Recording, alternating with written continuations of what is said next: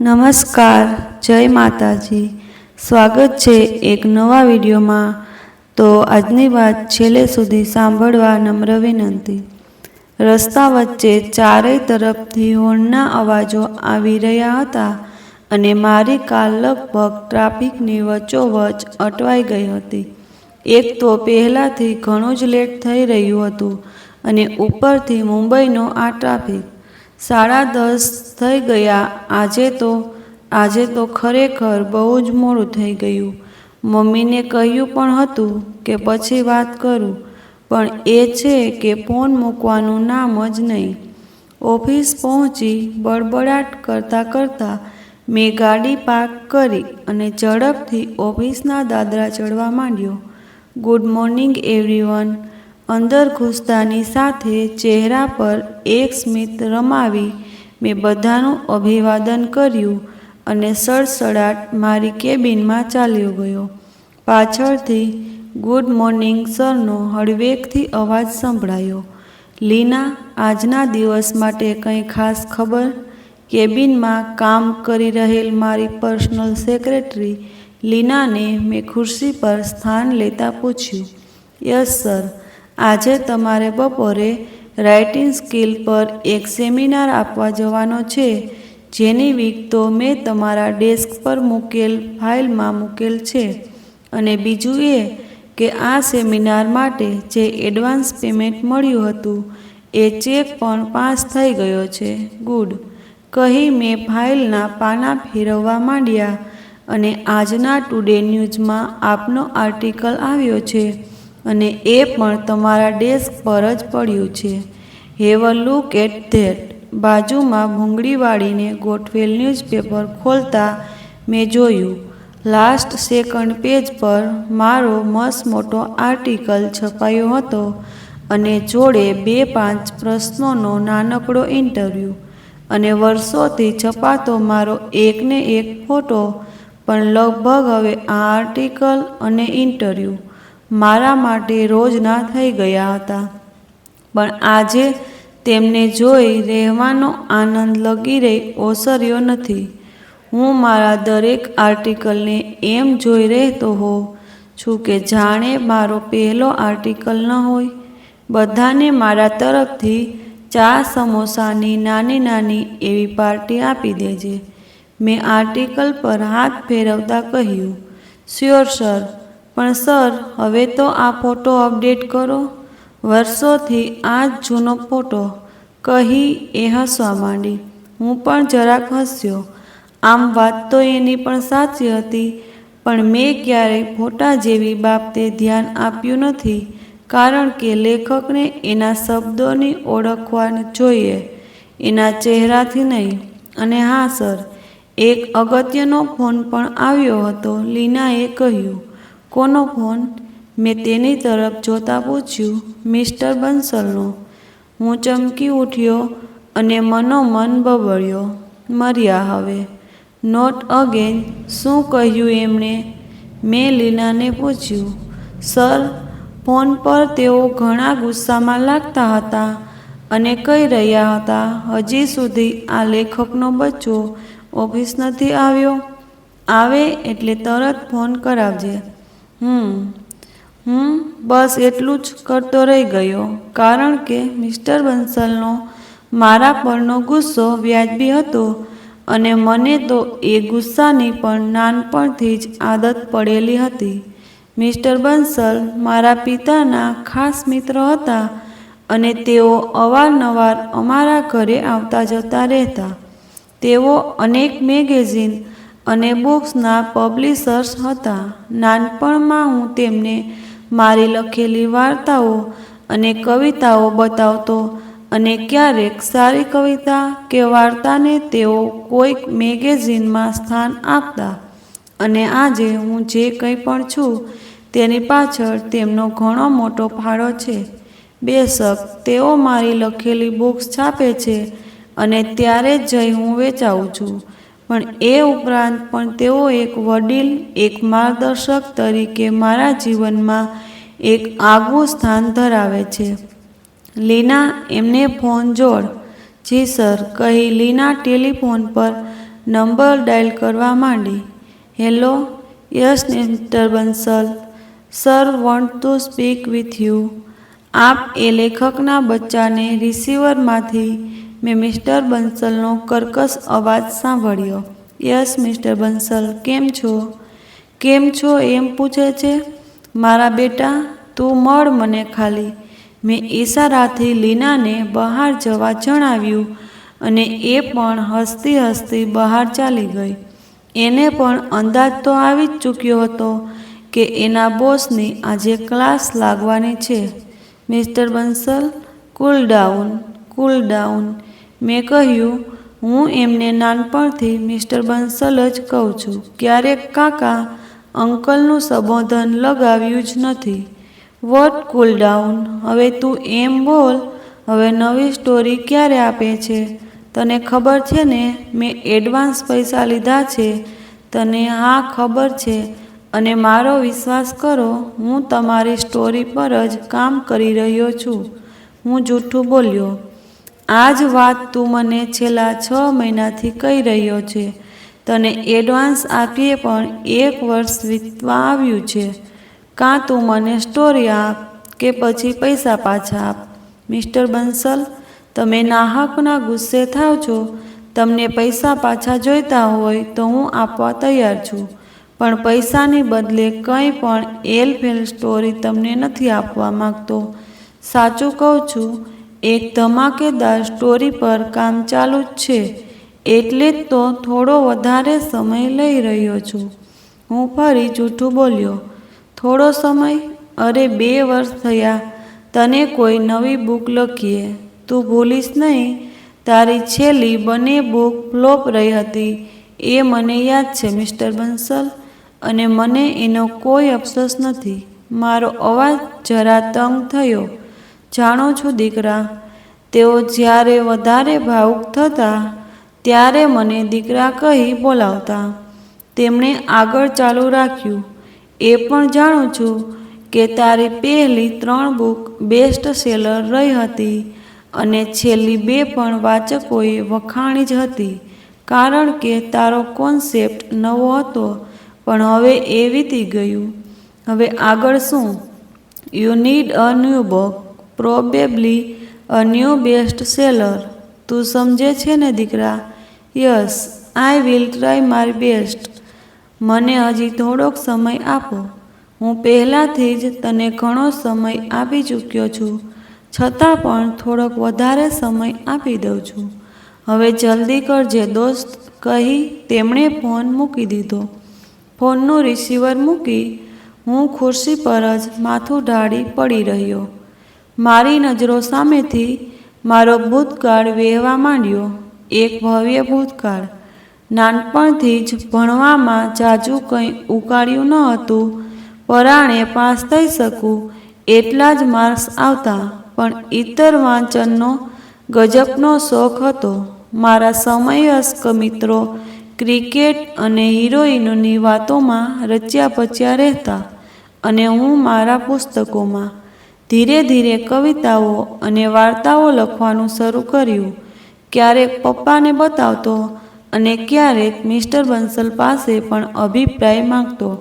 કોઈક વધારે સારી લાગતી તો મિસ્ટર બંસલ ક્યારેક એમના મેગેઝિનમાં સ્થાન આપતા, અને એ આજ સુધી એ દરેક કટિંગ સાચવી રાખ્યા છે.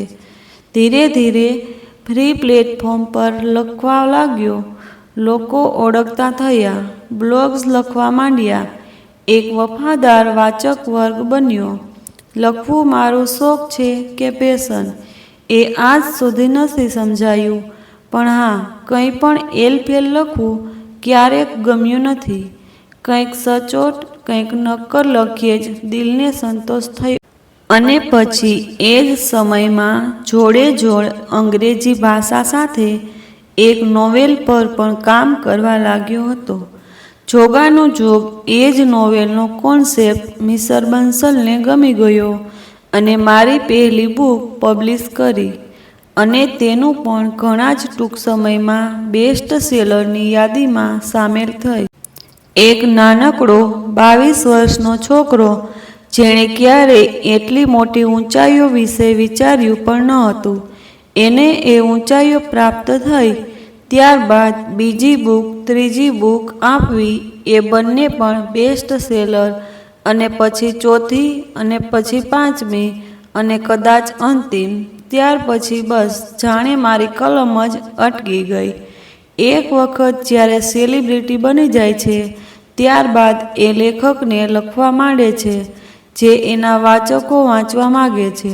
પણ હું ફેમસ થયા બાદ પણ જમીન સાથે જોડાયેલો જ રહ્યો. મેં એ જ લખ્યું જે મારે લખવું હતું, જે મારે કહેવું હતું, જે મારે કહેવું, અને કદાચ એટલે જ મારી ચોથી અને પાંચમી બુક ઓછી વેચાઈ. અલબત્ત એ પણ સ્વીકારું છું કે એ માત્ર એક આંકડો જ છે, પણ એ વાતની ખુશી પણ છે કે જેટલાએ પણ વાંચી એ દરેકને ગમી હતી, કારણ કે એમાં એક ટિપિકલ સ્ટોરી ન હતી, એમાં કંઈક નવતર પ્રયોગ હતો. આવા વિચારો કરતાં કરતાં હું એક ઝટકા સાથે ખુરશીમાંથી ઊભો થઈ ગયો. કેબિનમાં સામેના ખાના પર મૂકેલ 3 ટ્રોફી નજરોએ ચડી. બેસ્ટ સેલરની ટ્રોફી. આજે એ ટ્રોફી એ જરા ખૂંચી ગઈ. એ મારા શબ્દો માટે હતી કે મારા વેચાણ માટે? સર, સેમિનાર સ્થળેથી તમને લેવા માટે ગાડી આવી ગઈ છે. લીનાએ કેબિનનું બારણું અડધું ખોલી અંદર ડોકિયું કરતાં કહ્યું. એમને જવા માટે કહી દે, હું મારી કાર લઈને ત્યાં પહોંચીશ. Okay sir. ઓફિસમાં પોતાનો ભૂતકાળ વાગોળવાનું પાછળ છોડી હું કારમાં સેમિનાર આપવા સ્થળ તરફ જવા નીકળ્યો. મુંબઈના રસ્તાઓ પર તો અવારનવાર ટ્રાફિક જામ થતો જ હોય છે, પણ આજે ઘણા સમય બાદ મારા મનના વિચારોનો ટ્રાફિક જામ થઈ આવ્યો હતો. કદાચ ઘણા લાંબા સમય બાદ મનમાં આટલું મોટું વંટોળ ઉઠ્યું હતું, અને આ વખતે એ મને ગુગળાવી રહ્યું હતું. ટ્રાફિક ચીરતો હું આગળ વધવા માંડ્યો. હું એક સેમિનાર આપવા જઈ રહ્યો હતો. રાઇટિંગ સ્કિલ બાબતે આવા સેમિનાર દેવા પણ હવે કંઈ નવું નહોતું લાગતું. લગભગ મારી દિનચર્યાનો એક ભાગ જ ગણી લો. થોડી વારે હું ઓડિટોરિયમમાં પહોંચ્યો અને ગાડી પાર્ક કરી અંદર પ્રવેશ્યો. સંચાલકો મને લેવા માટે ગેટ સુધી આવ્યા અને પછી મને અંદર સુધી દોરી ગયા.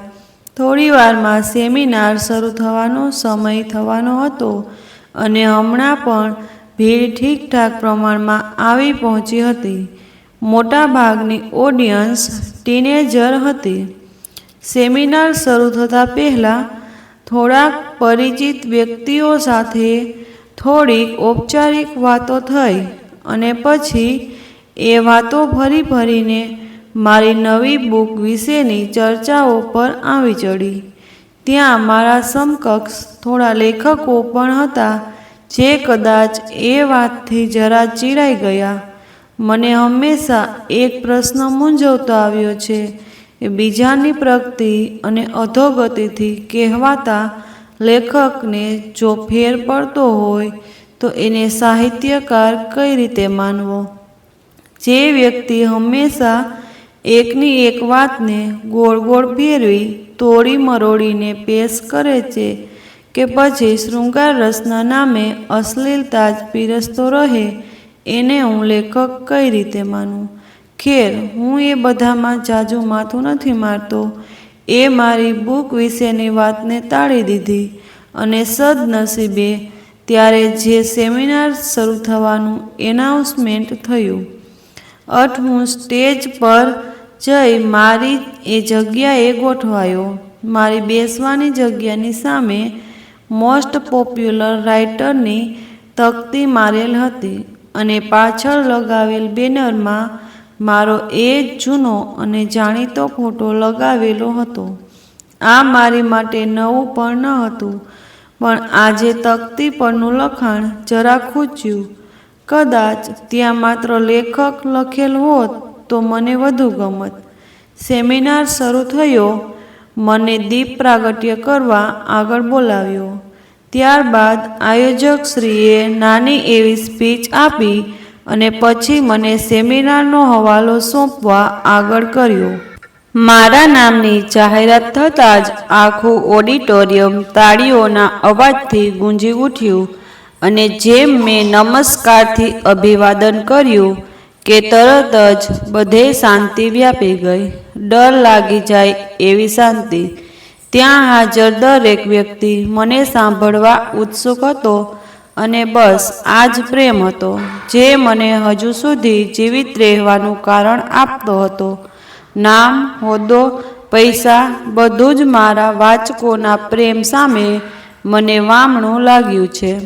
મેં સેમિનારની દોર હાથમાં લીધી. પોતાના મનની સાંભળો. વાર્તાઓને તોડી મરોડીને રજૂ ન કરો. પોતાને ગમે એવું લખો. થોડા દિવસ બાદ અગાઉનું લખાણ ન ગમે તો એને પોતાની પ્રગતિ તરીકે જુઓ.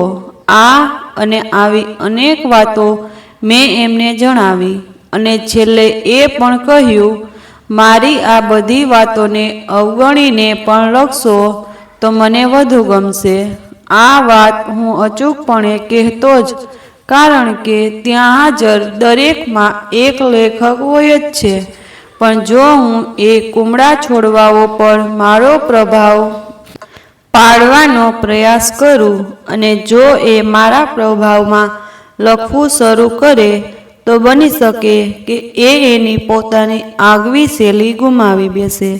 મારા ભાગનું કામ પતાવી હું સ્ટેજ પરથી નીચે ઉતર્યો. થોડાક બાળકો તેમની વાર્તાઓ અને કવિતાઓ લઈ જ્યારે મેં મારો પહેલો ઓટોગ્રાફ આપ્યો હતો, અરે મને તો સરખી સહી કરતા પણ નહોતી આવડતી અને મેં સાદા અક્ષરોમાં મારું નામ લખીને આપી દીધું હતું.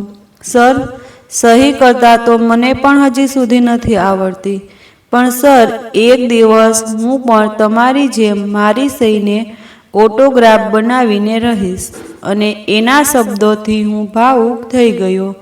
હું પણ ક્યાંક આવો જ હતો, પણ કદાચ મારું એ વ્યક્તિત્વ આ ઝાકમઝોળમાં ઘણું પાછળ રહી ચૂક્યું હતું.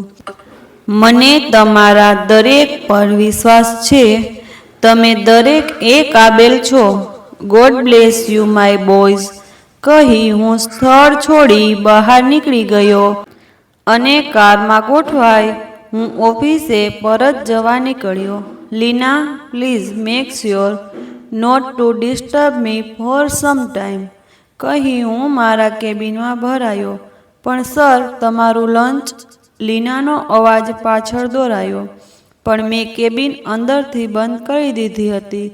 થોડીવાર ખુરશીમાં જઈ પડી રહ્યો અને પછી ડેસ્ક નીચેથી કાગળોના થોકડા ભરેલી ફાઇલો કાઢવા માંડી. ડેસ્ક પર ગોઠવવા માંડી. મિસ્ટર બંસલને કહ્યું તો હતું કે હું તેમની જ સ્ટોરી પર કામ કરી રહ્યો છું, પણ એ ક્યાં સાચું હતું?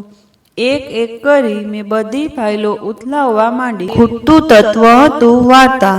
મને એમાં ક્યાંય વાર્તા જ નહોતી મળતી અને વાર્તા મળે તો એમાં કંઈ નવીનતા, કંઈક યુનિક કંઈક નહોતું મળતું. મેં એક ઝાટકા સાથે એ બધી ફાઇલો બંધ કરી દીધી અને અનાયાસે જ મારું માથું એની પર ઢળી પડ્યું. ધીરે ધીરે આંખો ઘેરાવા માંડી અને મનમાં ગુંગળામણ થવા લાગી. લગભગ 1.5 કલાક સુધી હું ફાઇલો પર માથું ઢાળીને પડી રહ્યો. જોત જોતામાં સાંજ પડી અને લીનાએ દરવાજે ટકોરા માર્યા. Sir? Yes Leena, wait there. બારણું ખોલું કહી હું બારણું ખોલવા આગળ વધ્યો. સર, તમે ઠીક તો છો ને? લીનાએ ચિંતામય સ્વરે પૂછ્યું. હા, બસ થોડું માથું દુખે છે. સર, તમે ઘરે જાઓ. હું તમારું કેબિન અવેરીને ચાલી જઈશ. અંદર કેબિનમાં વેરવિખેર પડેલા કાગળો તરફ નજર કરતા એ બોલી. થેન્ક્સ લીના કહી હું બહાર નીકળી ગયો. ક્યારેક વિચારું છું કે આ બધા ન હોત તો મારું શું થાત? આમની નાની નાની મદદ પણ મારા માટે ઘણી મહત્વની બની રહેતી હોય છે. ઘરે જઈ પલંગમાં આડો પડ્યો અને કૂકને જમવાનું બનાવવાનું કહી જમી પરવારીને ફરી પોતાના વિચારોમાં ખોવાઈ ગયો. You need a book. Mister બંસલનો અવાજ મારા કાનોમાં હજી ગુંજી ઉઠ્યો. ખરેખર કંઈક પોતાને સારું લાગે એવું લખીએ ઘણો સમય વીતી ગયો હતો. ઘરમાં ગુગડામણ લાગતા હું કાર લઈ મરીન ડ્રાઈવ તરફ નીકળી પડ્યો. આ દરિયો મને હંમેશાથી આકર્ષતો રહ્યો છે. એ મને સમજતો આવ્યો છે. મારા પ્રશ્નોને સમજતો આવ્યો છે. મનમાં ચાલતા દરેક પ્રશ્નોનો જવાબ મને તેના મોજાઓમાંથી મળી રહ્યો છે. આજે પણ સાચા જવાબની આશાએ હું એની તરફ ખેંચાઈ આવ્યો હતો. અંધારું ઘણું થઈ ચૂક્યું હતું, પણ આ તો મુંબઈ છે. અહીં તો રાત પણ દિવસની જેમ ઉજવાય છે. આજે ઓફિસની કેબિનમાં બેસી રહી આખી નોવેલ લખવાનું વિચારી પણ કઈ રીતે શકે. આ સાથે જ હું અંદરથી હચમચી ગયો. મેં તરત લીનાને ફોન જોડ્યો. હેલો લીના. Yes sir. આટલી રાતે ફોન? અવાજ પરથી એ ઊંઘમાં લાગી રહી હતી. લીના, કાલથી માંડી થોડાક દિવસો સુધીના મારા બધા પ્લાન કેન્સલ કરી દે. પણ કેમ સર?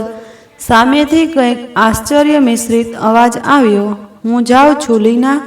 ફરવા જાઉં છું. નવી વાર્તાની શોધમાં જાઉં છું.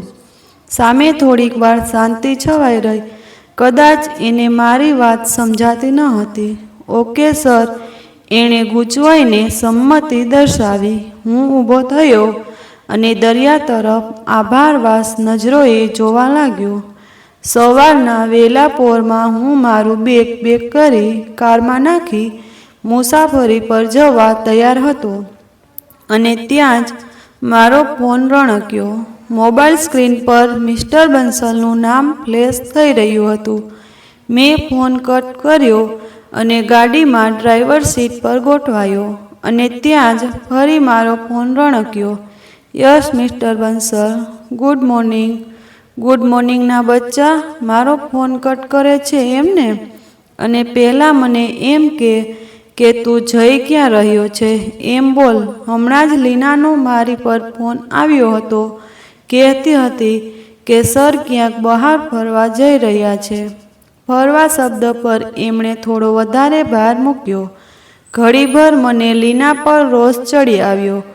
તમારી સ્ટોરીના કામ અર્થે જઈ રહ્યો છું, મેં શાંત રહી જવાબ આપતા કહ્યું. What do you mean? તારે તો હમણાં ચોટલી બાંધીને મારી સ્ટોરીની પાછળ મચી જવું જોઈએ અને તું કહે છે કે તને ફરવાનું સૂઝે છે. You are very unprofessional. Mister Bansal, તમે મને થોડો ટાઈમ આપ્યો છે ને, તો બસ મને મારું કામ કરવા દો. અરે પણ આમ કેમ? એમની વાત અધૂરી રહી ગઈ અને મેં ફોન કાપી નાખ્યો. ફોન સ્વિચ ઓફ કરી દઈ એક ઊંડો નિસાસો નાખ્યો અને ગાડી સ્ટાર્ટ કરી. થોડી જ વારમાં ગાડી મુંબઈની સડકો પર દોડતી થઈ ગઈ. વહેલી સવારે ટ્રાફિક પર ઓછો હતો અને વાતાવરણ પણ ઘણું ખુશનુમા હતું. કદાચ એક સારી શરૂઆતનો શુભ સંકેત. પણ મારે જવું ક્યાં હતું એ તો મને પણ ખબર નહોતી. હા, થોડું અજીબ તો લાગે જ છે. ક્યાં જવું છે, કેટલા દિવસ જવું છે અને શું કામ જવું છે? આવા મૂળભૂત પ્રશ્નોના મારી પાસે પણ કોઈ જ જવાબ ન હતા અને કદાચ એટલે જ આ મુસાફરી કંઈક રોમાંચ ભરી લાગતી હતી. એકાદ કલાક બાદ હું મુંબઈની સડકો પાછળ મૂકી મુંબઈ બહાર આવી પહોંચ્યો હતો. બાજુની સીટ પર મારી નાની બેગ મૂકેલી હતી જે મને વારંવાર આકર્ષી રહી હતી. એમાં મેં કાગળ, પેન, પાટિયું અને લખાણને માટે જરૂરી બીજી અન્ય થોડી સામગ્રીઓ લીધી હતી અને રસ્તાની આજુબાજુ પથરાયેલી વનરાઈ જોઈ હમણાંથી જ મનમાં શેર અને કવિતાઓ ઉગવા માંડ્યા હતા. મને પોતાને આવું કંઈક અજુગતું કરવાની મજા પડી રહી હતી. રાત્રે જ ઊંઘમાં વિચાર કર્યો હતો કે કોઈક ટેકરીની ચોટી પર બેસી કે પછી નદીના કાંઠે બેસી અથવા તો પ્રકૃતિની ગોદમાં ક્યાંક પણ હું મારા કામની શરૂઆત કરીશ. અને એ વિચાર માત્રથી મન પ્રફુલ્લિત થઈ ઉઠ્યું હતું અને હમણાં હું એવી જ કોઈક જગ્યાની શોધમાં હતો. ગાડી પૂર ઝડપે આગળ વધતી જતી હતી અને હું વિચારોમાં દૂરને દૂર ચાલ્યો જતો હતો. મને ઘરેથી નીકળીએ પણ લગભગ 2-2.5 કલાક થઈ ચૂક્યા હતા, પણ હજી કોઈ મન લલચાવી જાય એવી કોઈ જગ્યા ધ્યાન પર આવી ન હતી. રસ્તા પરના થોડાક વળાંકો બાદ થોડેક દૂર એક ટેકરી નજરોએ પડી અને એ કદાચ એવી જ જગ્યા હતી જે હું શોધી રહ્યો હતો. મેં ગાડી હાઈવે પરથી ઉતારી લઈ એ તરફ હંકારી. થોડીક ક્ષણોમાં હું એક પગદંડી પર આવી અટકી પડ્યો. મેં ગાડી ઊભી રાખી અને બેગ લઈ નીચે ઉતર્યો. પગદંડીની દિશા તરફ તાકી રહી. આજુબાજુ એકાદ નાનું ગામ હશે એમ મેં અનુમાન કર્યું. હું એ નાનકડી ટેકરી પર ચડવા લાગ્યો. જમીન પર ઉગી નીકળેલી ઘાસની નાની નાની કૂંપળો મારા ભારેખમ બૂટ નીચે દબાતી ગઈ અને પગ ઉપડતા એ જવાન કૂંપળોએ એકાએક બુઢાપો આવી ગયો હોય એમ સહેજ ઝૂકીને ઊભી થતી હતી. હું ટેકરીની ટોચ પર આવી પહોંચ્યો. ત્યાંથી દેખાતો નજારો, આહા, અદ્ભુત! ચારેય તરફ હરિયાળી જ હરિયાળી. ક્યાંક પક્ષીઓના મીઠા ટવકા તો ક્યાંક નાના જીવડાઓનો અવાજ અને જોડે દૂરેક દેખાતો મેન હાઈવે અને તેના પરથી પસાર થતા વાહનોના હોર્નના હળવા છતાં કર્કશ અવાજો. ટેકરી પર થોડા મધ્યમ કદના વૃક્ષો હતા અને કિનારા પર 2 મોટા પથ્થર પડેલા હતા. એટલા મોટા કે પાછળ કોઈ વ્યક્તિ છુપાઈ જાય તો પણ સામેની બાજુથી અંદાજ ન આવે. હું એક સાફ જગ્યા જોઈ બેસી ગયો અને બેગ ખોલી કાગળ અને પેન હાથમાં લીધા અને પેન હોઠ પર અડાડી વિચારવા લાગ્યો. મનમાં એક સાથે અનેક વિચારો આવતા, થોડા ક્ષણભર માટે રોકાતા અને ફરી ચાલી નીકળતા. મેં એક વિચાર પર લખવાનું શરૂ કર્યું. 1 પેજ, 2 પેજ અને ફરી એ વિચાર પ્રત્યે અણગમો અને પેજનો ડૂચો વાળીને ઘા. આવું લગભગ 2 કલાક સુધી ચાલ્યું. હવે તો સૂરજ પણ માથે ચડી આવ્યો હતો, પણ વાતાવરણમાં હજી પણ એવી જ ઠંડક હતી જે સવારે હતી. મારી ચારેય બાજુ કાગળના વિવિધ સાઇઝના ડૂચાઓનો ઢગલો થઈ ગયો હતો. હું ફરી એક બીજા વિચારને કાગળો પર ઉતારવાની મથામણમાં પડ્યો. એકાએક પાછળથી ટેકરી પર ચડવાના રસ્તે મને થોડોક અવાજ સંભળાવા લાગ્યો અને જોડે જોડે થોડીક હલચલ અનુભવાઈ. હું એ તરફ ફર્યો. 2 છોકરીઓ ટેકરીની ઉપર તરફ આગળ વધી રહી હતી. તેમાંથી એક માંડ 14-15 વર્ષની લાગતી હતી અને વિચિત્ર વાત તો એ હતી કે એ નાની છોકરી નવવધૂના કપડામાં હતી. એ જોઈ હું જરા ડઘાઈ ગયો. તેની જોડે હતી એ છોકરી, ના, એ કદાચ સ્ત્રી હતી. એણે સ્કાય બ્લુ કલરની સાડી પહેરેલી હતી અને એ બંને હાંફતા, સહેજ ડરતા ઉપર તરફ આગળ આવી રહી હતી. મને ત્યાં જોઈ પેલી સ્ત્રી જરા ચમકી અને પેલી છોકરીએ આગળ કરી. પથ્થરો પાછળ જવા આગળ વધી અને ક્ષણભરમાં બંને પથ્થરો પાછળ અલિપ્ત થઈ ગઈ. જતાં જતાં પેલી સ્ત્રીએ મારી તરફ જોતા હોઠ પર આંગળી મૂકી અને ચૂપ રહેવાનો ઈશારો કર્યો. હું કંઈ સમજી ન શક્યો કે આખરે આ થઈ શું રહ્યું હતું. હું કાગળ પેન બાજુએ મૂકી ઊભો થયો અને ધીરે ધીરે એ મોટા પથ્થરો તરફ ચાલવા લાગ્યો. પણ ત્યાં જ મને ટેકરીના નીચેના ભાગેથી બૂમ સંભળાઈ, અરે ઓ શહેરી બાબू, कोई 2 लड़कियां को यहाँ से जाते हुए देखे हैं क्या? હાથમાં ભારે ખમ લાકડીઓ લઈ 5-7 પુરુષો ઊભા હતા. તેમનો પહેરવેશ ગામઠી હતો અને મારા પહેરવેશ પરથી તેમણે મને શહેરી બાબू તરીકે સંબોધ્યો હતો. નહીં ચાચા, मैं कब से यहीं पर हूँ, यहाँ इस तरफ कोई नहीं आया. પેલી સ્ત્રીના ઈશારાની ગંભીરતા સમજી હું તેમને જૂઠું બોલ્યો. તેઓ જરા ચર્ચાઓ કરવામાં પડ્યા અને ફરી ગામ તરફ જતી પગદંડી તરફ ચાલવા માંડ્યા. મેડમ, તમે બહાર આવી શકો છો. એ બધા ચાલ્યા ગયા છે. મેં પથ્થરો તરફ જોઈ રહી કહ્યું અને એ બંને બહાર આવી. પેલી નાની છોકરી રડવા માંડી હતી અને પેલી સ્ત્રી બચી જવાનો હાશકારો અનુભવતી હોય એમ ઊંડો શ્વાસ લઈ છોડ્યો. Thank you for your help, એ સ્ત્રી બોલી. પણ મને જરા સમજાવશો, આ બધું થઈ શું રહ્યું છે? અને આ છોકરી એ દુલ્હનના કપડામાં કેમ છે? એ બધું હું તમને હમણાં નહીં જણાવી શકું, કહી એ છોકરીને શાંત પાડવામાં લાગી અને પછી અચાનક કંઈક યાદ આવ્યું હોય એમ બોલી. ટેકરી નીચે જે કાર ઊભી છે એ તમારી છે? હા, મેં ટૂંકમાં જવાબ આપ્યો. થેન્ક ગોડ, તમે મારી નાની એવી મદદ કરશો? એના સ્વરમાં આજીજી ભળી ચૂકી હતી. કેવી મદદ? અમને બંનેને મારા NGO સુધી પહોંચાડી દેશો તો તમારો ખૂબ ખૂબ આભાર. ક્યાં છે તમારો એ NGO? જી મુંબઈથી બહાર તરફ આવતા રસ્તામાં પડે છે. ઓકે, વાંધો નહીં, ચાલો, કહી હું મારા કાગળ અને પેન લેવા પાછો ફર્યો. એ બંને મારા કાગળના ડૂચાઓને જોઈ રહી. પણ તમારે મને રસ્તામાં આખી વાત કરવી પડશે. ટેકરી ઉતરતા ઉતરતા મેં કહ્યું, ચોક્કસ. તમે અમારી મદદ કરી રહ્યા છો તો તમને હક છે આખી વાત જાણવાનો. ટેકરી ઉતરી, અમે કારમાં ગોઠવાયા.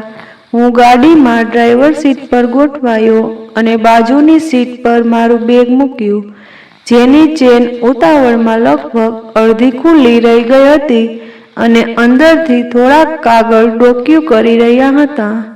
પેલી બંને છોકરીઓ પાછળની સીટ પર ગોઠવાઈ. મેં ગાડી શરૂ કરી ચલાવવા માંડી. હું હજી રાહ જોઈ રહ્યો હતો કે બંનેમાંથી કોઈ એકાદ વાતનો દોર માંડે અને મને સ્પષ્ટતા વાતની કરે. થોડી વાર ગાડી મુંબઈની દિશામાં હાઈવે તરફ દોડવા માંડી. પણ પેલી બંને હજી પણ શાંત હતી. એ જોઈ મારી ધીરજ ખૂટી પડી અને મેં પૂછ્યું, તો મેડમ, શું થયું હતું એ તો જણાવો.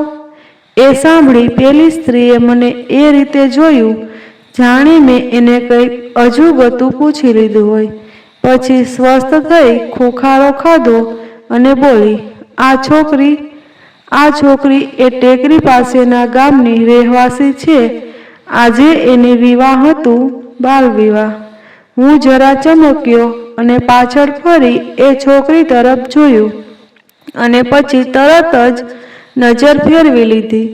પાવડર થોપેલો એનો ચહેરા પર આંસુઓ સુકાઈ ચૂક્યા હતા અને ચહેરા પર એક કાળાશ આવી ચૂકી હતી. છતાં એની માસુમિયત બરકરાર હતી, એવી જેવી એક નાનકડી છોકરીમાં હોવી જોઈએ. તો તમે આના કોણ લાગો છો? મેં બીજો પ્રશ્ન કર્યો. કોઈ નહીં, એને ટૂંકો જવાબ આપી નિસાસો નાખ્યો. પેલી છોકરી એના ખભા પર માથું ઢાળીને સૂઈ ગઈ હતી. એના ચહેરા પર કોઈક મોટી ઘાત તળી ચૂકી હોય એવું સુકૂન હતું. એ જોઈ મારાથી એક સ્મિત કરી દેવાયું. તો મેડમ, આ બધું હતું શું? જરા ડિટેલ્સમાં જણાવશો? હા, કહું તમને. એકચ્યુઅલી હું મુંબઈ નજીકના એક NGO સાથે જોડાયેલી છું. આજે સવારે હું મુંબઈથી કોલકાતાની ફ્લાઇટ માટે એરપોર્ટ પર ફ્લાઇટની રાહ જોઈ રહી હતી અને આજે જ વહેલી સવારે NGOના કાર્યાલય પર આ છોકરી દ્વારા મોકલાયેલો પત્ર મળ્યો અને એમાં લખેલ વિગતો મુજબ આજે જ તેના લગ્ન હતા અને તેણે અમારી સંસ્થા પાસે મદદ માંગી હતી અને એ સમયે સંસ્થા તરફથી કોઈ ત્યાં જઈ શકે તેમ ન હતું. માટે સંસ્થા પરથી મને ફોન આવ્યો આની મદદે જવા માટે. હવે આવા સંજોગોમાં મોડું કરવું કેમનું પોસાય એટલે હું તરત જ મુંબઈથી આ ગામ આવવા નીકળી ગઈ. આના ગામે જઈને જોયું તો કન્યા છેક લગ્નની વેદી સુધી પહોંચી ચૂકી હતી. મેં તેમને સમજાવવા પ્રયાસો કર્યા કે છોકરીની હજી ઉંમર રમવાની, ભણવાની, હમણાં એના પર ગૃહસ્થ જીવનનો ભાર થોપવો યોગ્ય નથી. પણ તેઓ ન માન્યા. અંતે મેં કાનૂનનો ડર પણ બતાવી જોયો કે આમ બાળ લગ્ન કરાવવા એ ગુનો છે. પણ એ જાડી ચામડીઓ પર મારા શબ્દોની કોઈ અસર ન થઈ. હું ત્યાં આવતા પહેલાં પોલીસને પણ જાણ કરીને આવી હતી, પણ હજી સુધી પોલીસ ઘટના સ્થળ પર પહોંચી ન હતી. મારે હવે જે કંઈ કરવું પડે એ મારે એકલીને જ કરવું પડે તેમ હતું. મેં જઈ પાણી ભરેલી ડોલ હવનકુંડમાં ઠાલવી દીધી. એ જોઈ ગામના લોકોમાં ઉહાપોહ મચી ગયો. આણે અગ્નિ દેવતાનું અપમાન કર્યું અને આ લગ્ન હવે નહીં ટકે એવી કાનાફૂસીઓ થવા માંડી. પણ હું લગ્ન થવા દઉં તો ટકે ને, કહી એ હસવા માંડી. એ બોલતી જતી હતી અને મારા માનસમટ પર દ્રશ્ય રચાતું જતું હતું. ગામ આખાની હાજરીમાં આવું કામ કરવા માટે પણ હિંમત જોઈએ બોસ. આ છોકરીમાં કંઈક તો એવું ખાસ હતું જે બધાથી અલગ હતું. પછી મેં ઉત્સુકતાથી પૂછ્યું, પછી શું? તકનો લાભ લઈ હું એક કે ને પ્રકારે એ છોકરીને ભગાવવામાં સફળ રહી. અમે ભાગતા ભાગતા ગામ બહારની ટેકરી પર આવી પહોંચ્યા અને પછી તમે મળ્યા અને હવે તમે મદદ કરી રહ્યા છો એ બદલ આભાર. હા, એ તો ઠીક છે, પણ હવે આ છોકરી, એ હવે અમારા NGOની જવાબદારી છે. પહેલાં તો આખી ઘટના માટે એનું સ્ટેટમેન્ટ લેવામાં આવશે અને દરેક અપરાધીઓ પર જરૂરી કાનૂની કાર્યવાહી થશે. પછી એ ત્યાં રહીને ભણી પણ શકે છે અથવા તો એની મરજી હોય તો પાછી પણ ફરી શકે છે. અમારા NGOમાં આવી અનેક છોકરીઓ, સ્ત્રીઓ આશરો લે છે. કોઈકને ઘરેથી કાઢી મૂકવામાં આવી હોય તો કોઈકને સાસરી પક્ષ તરફથી દહેજ માટે દબાણ હોય, કોઈક આવી રીતે પીડિતા તો કોઈક ચોરીના કેસમાં જેલથી છૂટીને આવેલ. અમે મોટા ભાગે તેમની મદદ કરી તેમના પ્રશ્નોનું સમાધાન કરવાના પ્રયાસ કરતા હોઈએ છીએ અને પરિસ્થિતિ અનુકૂળ ન હોય તો તેમને આશરો પણ આપતા હોઈએ છીએ. ખરેખર સારું કામ કરો છો, મેં કહ્યું. Thank you. થોડીવાર ગાડીમાં શાંતિ છવાઈ રહી. હું મનોમન વિચાર કરવા લાગ્યો કે શું વિચારીને નીકળ્યો હતો અને શું થયું. મુંબઈથી દૂર જવા નીકળ્યો હતો અને મુંબઈ પરત જઈ રહ્યો હતો. શું ધાર્યું હતું હે? આકાશમાં વીજળી ચમકે એમ તારી વાર્તા મળી જશે કે પછી નદીના વેણમાં લાકડું જેમ તરી જાય એમ તને વાર્તા જડી જશે? શું મેળવવા ગયો હતો અને શું મેળવીને આવ્યો? અને આવા વિચારો કરતાં કરતાં મારાથી હસી દેવાયું. તમને હસવું આવે છે? એને આંખોની ભ્રમરો ઉપર ચડાવી મને જોઈ રહેતા પૂછ્યું. ના ના, હું તો બીજી વાત પર હસતો હતો. તમને ગલતફહેમી થઈ છે. હા હા, હસી લો. તમે સ્ત્રી નથી ને, એટલે તમને સ્ત્રીઓની તકલીફ નહીં સમજાય. તેણે મુદ્દો અલગ જ દિશામાં વાળતા કહ્યું અને પછી બોલી, તમને પુરુષોને આજે પણ બધું આધુનિક જ દેખાય છે, પણ ક્યારેક સામાન્ય જીવનમાં ઉતરી જુઓ તો તમને સમજાશે કે 21મી સદી પણ સ્ત્રીઓ માટે 18મી સદીથી કમ નથી જ. બેશક અમે પણ તમારાથી ઓછી તો નથી જ, પણ તમને અમારા પરનું વર્ચસ્વ ગુમાવવા નથી માગતા અને માટે જ આવા સામાજિક દૂષણોનો નિકાલ નથી આવતો. હું ચૂપ બની રહ્યો. કેમ કંઈ બોલ્યો નહીં. થોડીવાર એને પૂછ્યું, શું બોલું? તમે હવે બોલવા જેવું કંઈ રાખ્યું જ ક્યાં છે? મને જાણ્યા સમજ્યા વગર જ મને સ્ત્રીની પ્રગતિ ન જોઈ શકતા, સ્ત્રીને દબાવી રાખતા પુરુષોમાં ગણી લીધો. તો પછી એ જ સહી. એ ચૂપ બની મને જોતી રહી. હું પણ ચૂપચાપ ગાડી ચલાવવામાં મન પોરવવા લાગ્યો. દેખો, અમે આમ મોં ફૂલાવીને બેસી રહેવાની કોઈ જરૂર નથી હો. હું સોરી તો નથી જ કહેવાની, એ બોલી. એ સાંભળી હું હસી પડ્યો અને પછી એ પણ. અમારી વચ્ચે એક સાહજિકતા સ્થપાઈ ગઈ. ધીરે ધીરે અમે મુંબઈ નજીક પહોંચવા લાગ્યા અને હવે એમણે એની સંસ્થા તરફ દોરી રહી હતી. થોડી જ વારમાં અમે ત્યાં પહોંચી ગયા. બહાર એક મોટો પ્રવેશ દ્વાર હતો અને સામે 2-5 નાના મકાનો જેવી જગ્યા હતી, જે કદાચ તેનું કાર્યાલય હશે એવું મેં અનુમાન કર્યું. એ ઉપરાંત એ કાર્યાલયોની પાછળની બાજુએ 2-5 કોમ્પ્લેક્સ હતા જે છોકરીઓને નિવાસ સ્થાન તરીકે ફાળવ્યા હશે. એ સંસ્થા એમ તો વેલ સેટલડ લાગતી હતી અને મેં પણ 1-2 વાર એનું નામ સાંભળ્યું હતું. અમે ગાડી પાર્ક કરી. એક વયસ્ક સ્ત્રી અમારી નજીક આવી. એ ગુલાબી રંગની સાડીમાં હતી. એ ઉપરાંત બીજી કેટલીય છોકરીઓ અને સ્ત્રીઓ આસપાસ કામ અર્થે ફરી રહી હોય એમ અવર જવર કરતી હતી અને તેઓ બધી પણ ગુલાબી સાડીમાં હતી. એ પરથી મેં અંદાજ લગાવ્યો કે આ ગુલાબી સાડી એ આ સંસ્થાનો યુનિફોર્મ હોવો જોઈએ. અમે બધા અંદર તરફ ચાલવા માંડ્યા અને કાર્યાલયમાં જઈ સ્થાન લીધું. છોકરીને બદલવા માટે કપડાં આપવામાં આવ્યા અને અમે બધા કાર્યાલયમાં વાતોમાં પડ્યા. એ સ્ત્રીએ આખી ઘટનાનું ફરી એક વખત વર્ણન કર્યું અને ફરી એક વખત મારો આભાર માન્યો. પેલી છોકરી કપડાં બદલીને આવી અને અમારી જોડે બેઠી. એની આંખોમાં મારા પ્રત્યે તેમજ એ સ્ત્રી પ્રત્યેના આભારવશ ભાવ હું વાંચી શકતો હતો. હવે તારે જવું હોય તો જા. તારો સામાન એરપોર્ટથી લઈ કોલકાતા રવાના કરી દીધો છે. આગળની કાર્યવાહી અમે સંભાળી લઈશું અને જરૂર પડશે તો તને ફોન પર સંપર્ક કરીશું. વયસ્ક સ્ત્રીએ રજા લેવાના સ્વરે કહ્યું અને અમે બંને ઊભા થયા. દીદી, તમારું નામ શું છે? પેલી છોકરીએ તેનો હાથ પકડી લેતા પૂછ્યું. કાંચી બેનર્જી. એના માથા પર હળવેકથી ચૂમતા એણે કહ્યું. અમે બંને બહાર નીકળવા આગળ વધ્યા.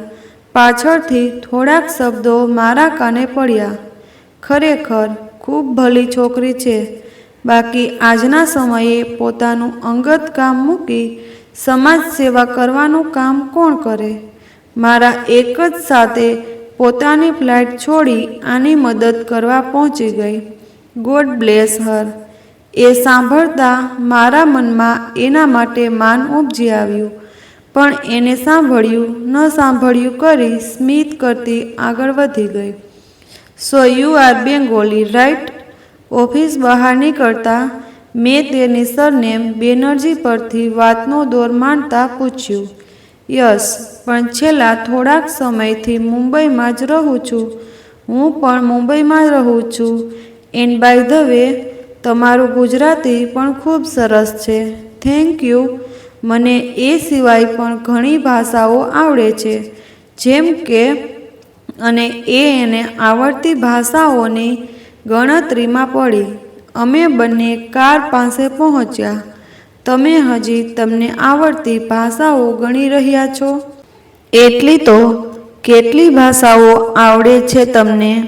યા, એકચ્યુઅલી હું ગણી જ રહી હતી. મને હિન્દી, ગુજરાતી, બંગાળી, મરાઠી, અંગ્રેજી તો આવડે જ છે. એ ઉપરાંત થોડી ફ્રેન્ચ અને સ્પેનિશ પણ આવડે છે. હું મોઢું ફાડી એને જોઈ રહ્યો. મૂળ બંગાળી અને છેક ફ્રેન્ચ, સ્પેનિશ સુધીનું જ્ઞાન. વાત ગળેથી ઉતરી નહીં.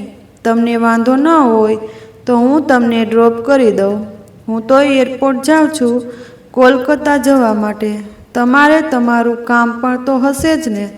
જી ના, હું મારા કામથી જરા આરામ પર છું હમણાં. ઓકે, તો વાંધો નહીં. And yes, thanks again. જેમ કારમાં સોરી કહેવાની ના પાડી હતી એમ થેન્ક યુ ન કહેવાનો નિયમ બનાવી લો. મેં મજાકમાં કહ્યું અને આગળની સીટનું બારણું ખોલી એને અંદર બેસવા કહ્યું. ડ્રાઈવર સીટ પર ગોઠવાતા પહેલાં હું દરવાજા પાસે ઊભો રહી ફોન સ્વિચ ઓફ કરવામાં પડ્યો. સ્વિચ ઓન થતાં સ્ક્રીન લીના અને મિસ્ટર બંસલના મિસ કોલથી ભરાઈ ગઈ. મેં લીનાને કોલ બેક કર્યો અને તેની સાથે વાત કરવામાં પડ્યો. થોડી વારે વાત પૂરી કરી હું ગાડીમાં ગોઠવાયો અને ગાડી બહાર કાઢી રસ્તા પર દોડાવવા માંડ્યો.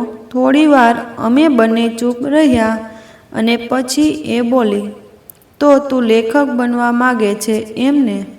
એના અચાનક એવા પ્રશ્નથી હું ચમક્યો અને અચાનકથી જ એ મને તું કહી એક વચનમાં સંબોધવા લાગી હતી. હું પ્રશ્નાર્થભરી નજરે એને જોઈ રહ્યો.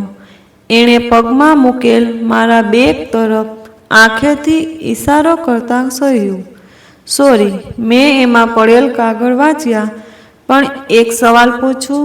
હા પૂછો. તમે લેખક હંમેશા નાયિકાને સુંદર જ કેમ વર્ણવો છો? કેમ એ હંમેશા ગોરી જ હોય છે? કેમ એના નેણ ધારદાર જ હોય છે? કેમ એના ઓઠની લાલીને લોહી સાથે સરખાવો છો? કેમ એના સ્વરમાં હંમેશા મધ રેડો છો? કેમ કોઈ નાયિકા કાળી કે ન ગમે એવી હોય એવી કેમ નથી ચિતરતા? એના એક પણ પ્રશ્નનો મારા પાસે કોઈ જવાબ ન હતો. એ કાગળ પર શબ્દો થકી ઉપજાવેલ સ્ત્રીપાત્ર એકાએક મને તૃણા ઉપજાવતું હોય એવું લાગ્યું. બેશક બધાને સારું જ ગમતું હોય છે, પણ તમે જો લેખક છો તો તમારે સારું નહીં પણ સાચું હોય એ લખવું જોઈએ. એણે જ મારા પ્રશ્નોનો જવાબ આપ્યો. ક્યારેક મન નહીં થતું કે કોઈ કાળી છોકરી વિશે લખીએ? કેમ કોઈ કાળી છોકરીને તેના મુખ્ય પાત્ર તરીકે નથી રાખતું? એ જાણે ખરેખર ઉદાસ થઈ ગઈ હોય એવા સ્વરે બોલી. એક ક્ષણે મારે શું કહેવું જોઈએ એ મને સમજાતું ન હતું. હું મૌન રહ્યો. એ બારી બહાર દેખી રહી, ચૂપચાપ બેસી રહી. કદાચ કોઈ ઊંડા વિચારમાં મારી નજર વારંવાર એની તરફ જોવા લલચાતી હતી. એ પણ શ્યામ હતી, થોડીક પુખ્ત હતી. એના ઓઠ રક્તની લાલી જેવા ન હતા કે ના એના નેણ દરિયા જેવા ઊંડા હતા, પણ એની આંખમાં એક ગજબનો આત્મવિશ્વાસ દેખાતો હતો. એનું શરીર પણ ફિલ્મોની નાયિકા જેવું સાવ સુકાયેલું ન હતું. માંસલ હતું, ભરાવદાર હતું, જોવું ગમે તેવું હતું.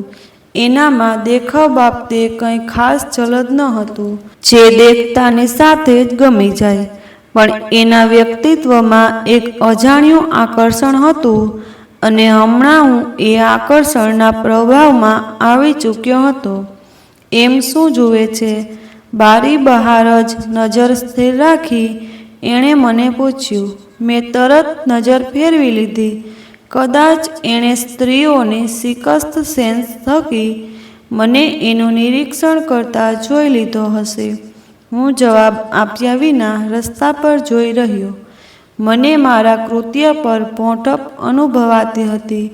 જાણું છું તું એક લેખક બનવા માગે છે, માટે દરેક વ્યક્તિમાં એક વાર્તા દેખાવી એ સ્વાભાવિક છે, અને તું એ રીતે મારું નિરીક્ષણ કરતો રહે તો પણ મને વાંધો નથી. મેં એક નજર એના ચહેરાના હાવભાવ પર ફેરવી લીધી. એ તદ્દન સ્વસ્થ લાગી રહી હતી. હું એવું કંઈ નહોતો કરતો.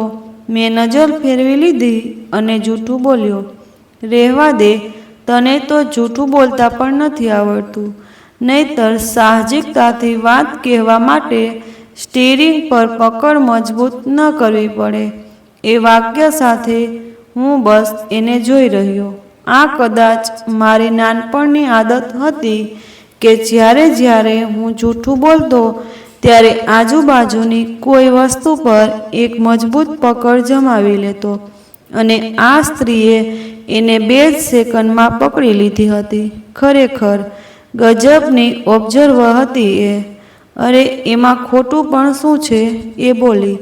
તું મને જોવે, એક કાળી છોકરીને જોવે અને તને એમાં એક પાત્ર દેખાય તો એમાં ખોટું શું છે?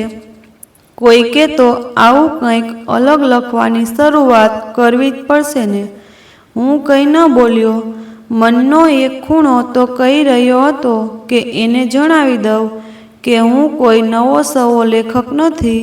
હું 5 બુક લખી ચૂક્યો છું અને એમાંની 3 બેસ્ટ સેલર રહી છે. પણ પછી થતું કે એ બધું કહેવું એ પોતાની જ બડાઈ હાંકવા જેવું થશે. અને જો હજી પણ મારે મારો પોતાનો પરિચય આપવો પડતો હોય તો પછી એનો શું મતલબ? અને એનો અને મારો સાથ પણ કેટલો? માત્ર એરપોર્ટ સુધી જ તો. પછી શું કામ મારે એને બધી ચોખવટ કરવી પડે? પણ એક વાત નક્કી હતી. એણે એની વાત થકી મને વિચાર તો કરી મૂક્યો હતો. હું પણ એ જ વિચારમાં હતો કે શા માટે સુંદર દેખાતા છોકરા છોકરીઓ જ વાર્તાના મુખ્ય પાત્રો બને છે? શું સામાન્ય દેખાતા લોકોને પોતાની કહાની ન હોઈ શકે? બાય ધ વે, તું લેખક જેવો લાગતો નથી હો, કહેતા એ હસી પડી. શું મતલબ કે લેખક નથી લાગતો? ટિપિકલ લેખક કેવો હોય? જેના વાળ લાંબા હોય, દાઢી વધી ગઈ હોય, પેટ સહેજ ફૂલેલું હોય અને પહેરવેશે લેંઘો ઝભ્ભો પહેરતો હોય, આવો કંઈક. એ ફરી હસવા માંડી. હસતી વખતે એ વધુ સુંદર લાગી રહી હતી. એને હસતી જોઈ હું પણ હસી પડ્યો. અનાયાસે જ મારી નજર મારા દેખાવ પર ફરી ગઈ. ક્લીન શેવ ચહેરો, મજબૂત બાંધાની કાયા, પહેરવેશમાં ટી-શર્ટ અને જીન્સ. ખરેખર પહેલી વખતે મને જોઈને માને જ નહીં કે હું લેખક પણ હોઈશ. મને પણ મારી પર હસવું આવી ગયું. એમ તો તમે પણ દેખાવે સમાજ સેવિકા નથી જ લાગતા, મેં એને જોતા કહ્યું. હું સમાજ સેવિકા નથી જ. આ તો સમય સાથે બદલાવ આવે એમ બની જવાયું. હું મૂળ તો એર હોસ્ટેસ હતી. એની વાત સાંભળી મને સ્ટીયરિંગ પરથી હાથ હટાવી આંગળી મોઢામાં નાખી દેવાનું મન થઈ આવ્યું. પણ બીજી જ ક્ષણે આત્મવિશ્વાસુ, ધારદાર, વિચારક, સ્વાભિમાની લોકોની મદદ માટે ખડે પગે ઊભી રહેતી આટલી ભાષાની જાણકાર અને ઉપરથી એર હોસ્ટેસ પણ. આ ખરેખર એક અલગ જ વ્યક્તિત્વની સ્ત્રી હતી અને એની એ વાત જ મને આકર્ષી રહી હતી. પહેલાં એર હોસ્ટેસ હતી ને હવે સમાજ સેવિકા. 2 પ્રોફેશન વચ્ચેનું આટલું મોટું અંતર? વાત કંઈ સમજાય નહીં. મેં મૂંઝાતા રહી એને પૂછ્યું. હા, એ બધું સમયની વાત છે. જીવનમાં કેટલાય એવા કિસ્સાઓ બને છે જે તમને અણધારી જગ્યાએ લાવીને ઊભા કરી દે છે. હું પણ હમણાં એવી જ કોઈક જગ્યાએ છું જ્યાં હું ક્યારેય પોતાને કલ્પી પણ ન શકું. એની વાતમાં અચાનક ફિલોસોફી ભળવા માંડી. એણે બારી બહાર નજર જમાવી લીધી. એને શું પૂછવું અને શું પૂછવું પણ કે નહીં એ મને ન સમજાયું. થોડી વારમાં જ અમે એરપોર્ટ પહોંચી ગયા. સો થેન્ક્સ અગેન કહી એ કારમાંથી ઉતરી. મેં એને બાય પણ ન કહ્યું. એ ચાલતી ચાલતી એરપોર્ટ તરફ આગળ વધી ગઈ અને હું એના અંતિમ વાક્યો પર વિચારતો રહી ગયો. હું હમણાં એવી જગ્યાએ છું જ્યાં હું પોતાને કલ્પી પણ નથી શકતી. શું મતલબ હતો એની એ વાતનો?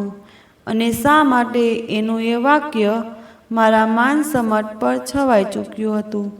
શું હતું એ જે મને એના તરફ આકર્ષી રહ્યું હતું? અચાનક મારા મનમાં એક શબ્દ આવ્યો અને પસાર થઈ ગયો. તારી નવી વાર્તા.